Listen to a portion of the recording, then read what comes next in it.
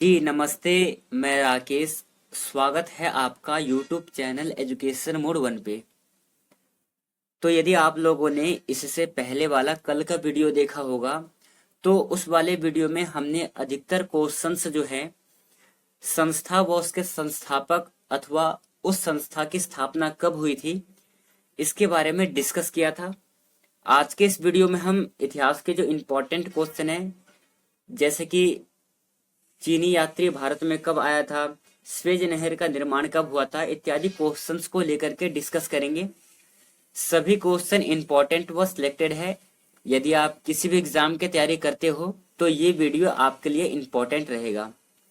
Video शुरू करने से पहले एक बात बताऊंगा आपको, जैसे कि मैं हर एक वीडियो में बताता हूं कि वीडियो में जितने भी क्वेश्चंस रहेंगे इन सभी क्वेश्चंस में से आपने कितने क्वेश्चंस को सही किया है इसका जवाब आप हमें कमेंट सेक्शन में अंतिम में बताएंगे जब मैं अंतिम वाला क्वेश्चंस को करवाऊंगा। तो इन सभी बातों को ध्यान में रखिएगा। तो चलिए आज के इस वीडियो को शुरू करते हैं पहले नंबर क्वेश्चन से। ध्यान से देखिएगा क्वेश्चंस को। पहला क्वेश्चन है, किसके शासनकाल में प्रथम चीनी यात्री भारत में आया था। मतलब कि भारत में जब चीनी यात्री आया था तो उस समय भारत का जो शासन था किसके हाथों में था।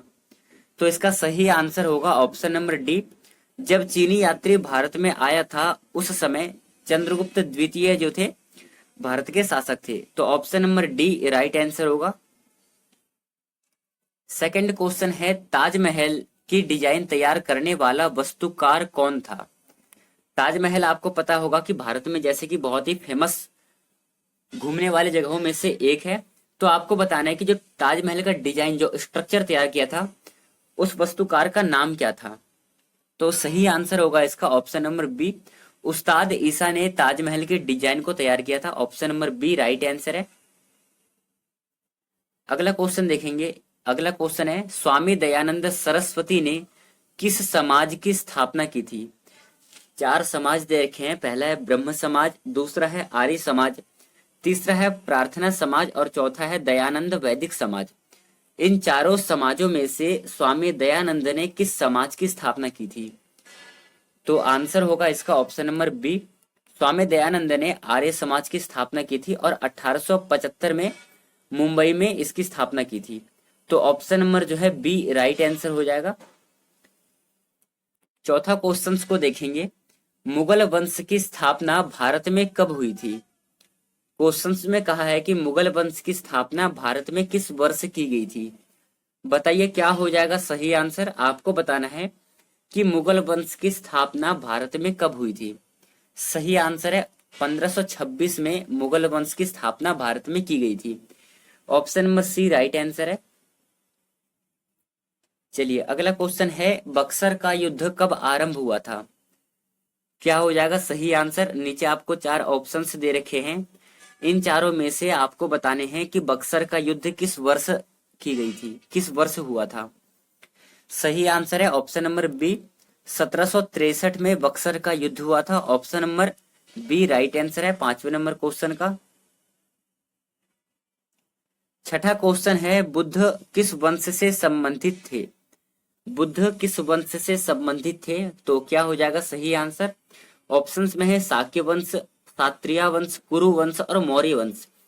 इन चारों में से आपको बताना है कि जो बुद्ध थे, महात्मा बुद्ध, वो किस वंश से संबंधित रखते थे।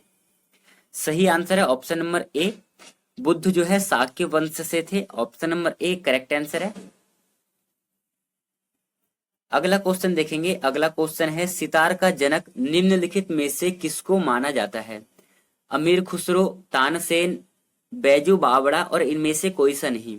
तो आपको बताना है कि सितार का जनक निम्नलिखित में से किसे माना जाता है। सही आंसर है इसका ऑप्शन नंबर ए। सितार का जनक अमीर खुसरो को माना जाता है। तो इस हिसाब से आपका option number A right answer हो जाएगा। आठवां क्वेश्चन है, भारत में पुनर्जागरण का जनक कहा जाता है। बताइए क्या हो जाएगा सही आंसर। भारत में पुनर्जागरण का जनक किसे कहा जाता है। तो इस क्वेश्चन का सही आंसर होगा Raja Ram Mohan Roy. Option number B right answer होगा। भारत में पुनर्जागरण का जो जनक है महर्षि भारत में पुनर्जागरण का जो जनक है राजा राम मोहन राय को माना जाता है। राजा राम मोहन राय थे। Option number B correct answer है। चलिए इंपॉर्टेंट क्वेश्चन, कई बार एग्जाम में रिपीट हुआ है। क्वेश्चन है लोसांग एक उत्सव है जो कि मनाया जाता है सिक्किम में, अरुणाचल प्रदेश में, केरल या फिर नागालैंड। लोसांग एक उत्सव का नाम है। ये उत्सव निम्नलिखित राज्यों में से किस राज्य में मनाया जाता है?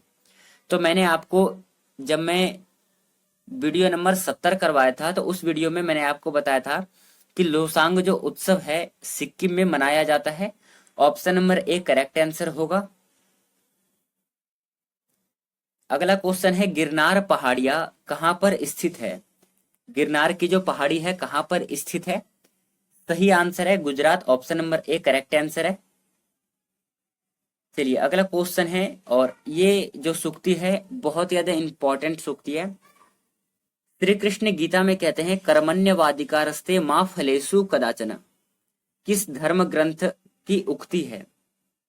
तो बताइए क्या हो जाएगा सही आंसर। यदि आप लोगों ने क्वेश्चंस को ठीक से पढ़ा होगा तो मैं आपको इसका आंसर बता चुका हूं। बताइए क्या हो जाएगा राइट आंसर।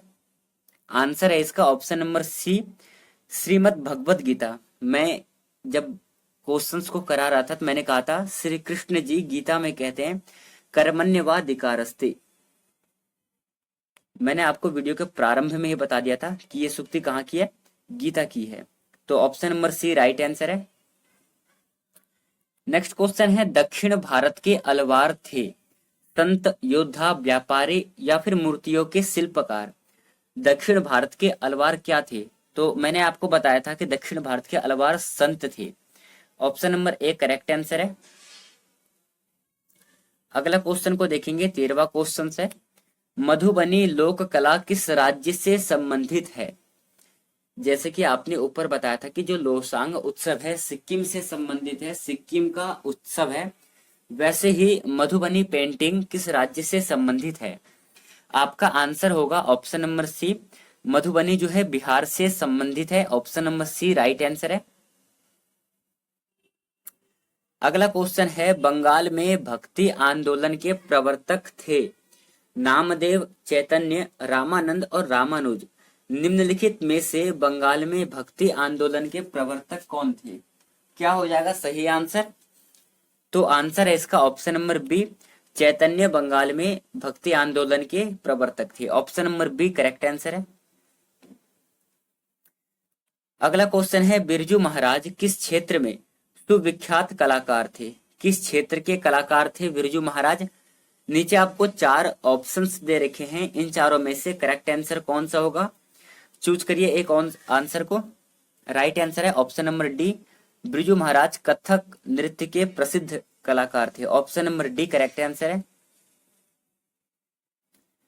चलिए अगला क्वेश्चन है अमीर खुसरो का वास्तविक नाम क्या था? क्या हो जाएगा सही answer? Answer to this question option number B Mohammad Hasan Amir Khusro का वास्तविक नाम था। Option number B correct answer है। अगला क्वेश्चन है ब्रह्म समाज के संस्थापक है। इससे पहले वाला क्वेश्चंस में आपने देखा था आर्य समाज के संस्थापक महर्षि दयानंद थे। इसमें पूछा है कि ब्रह्म समाज के संस्थापक कौन थे? तो बताइए क्या हो जाएगा सही आंसर आपका? आंसर है ऑप्शन नंबर ए राजा राम मोहन राय ब्रह्म समाज के संस्थापक थे। अगला क्वेश्चन है अजंता की गुफाएं कहां पर स्थित है? उड़ीसा, मध्य प्रदेश, महाराष्ट्र और केरल। ये क्वेश्चन गलत नहीं होना चाहिए, मैं कई बार करा चुका हूं इस क्वेश्चन को। तो बताइए अजंता की गुफाएं कहां पर स्थित है? सही आंसर है ऑप्शन नंबर सी महाराष्ट्र में स्थित है अजंता की गुफाएं। बहुत बढ़िया, सभी जवाब दे रहे हैं। चलिए अगला क्वेश्चन देखेंगे, 2 क्वेश्चन और बचा है। क्वेश्चन है अंतरराष्ट्रीय मजदूर दिवस कब मनाया जाता है? मोस्ट इंपॉर्टेंट क्वेश्चन है। हाल ही फिलहाल में अभी अंतरराष्ट्रीय मजदूर दिवस मनाया गया था। तो आपको पता है कि अभी जो महीना चल रहा है कौन सा चल रहा है? वो महीना है मई का महीना है।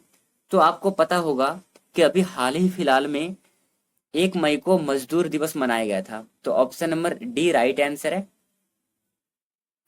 चलिए आज का अगला और अंतिम क्वेश्चन है। जैसे कि मैंने आपको वीडियो के प्रारंभ में बताया था कि इस वीडियो में जितने भी क्वेश्चंस रहेंगे इनमें से आपने कितने क्वेश्चंस को ठीक किया है, कितने क्वेश्चंस को सही किया है, इसका जवाब आप हमें कमेंट सेशन में अंत में देंगे। तो बताइए आप लोगों ने कितने क्वेश्चंस को सही किया है अब तक, इसका जवाब आप हमें कमेंट सेशन में देंगे। और एक निवेदन है कि आपको अगला किस टॉपिक से संबंधित वीडियो चाहिए, आप हमें कमेंट सेशन में कमेंट कर सकते हैं। तो चलिए आज का अगला क्वेश्चन है, पतंजलि का संबंध किससे है? सही आंसर है ऑप्शन नंबर डी, पतंजलि का संबंध योग दर्शन से है। योग दर्शन में कुल 4 पाद है, ये आपको ध्यान में रखना है। या तो पूछ लेगा योग दर्शन का संबंध किससे है, तो आपको बताना है पतंजलि योग दर्शन के संपादक है, योग दर्शन के लेखक है, रचयिता है। और दूसरा क्वेश्चन ये बन सकता है कि योग दर्शन में कुल कितने हैं, तो 4 पाद है इसमें, ये आपको ध्यान में रखना है। तो चलिए आज की इस वीडियो को यहीं पे समाप्त करेंगे, मिलेंगे अगले वीडियो में, तब तक के लिए धन्यवाद। जय हिंद साथियों।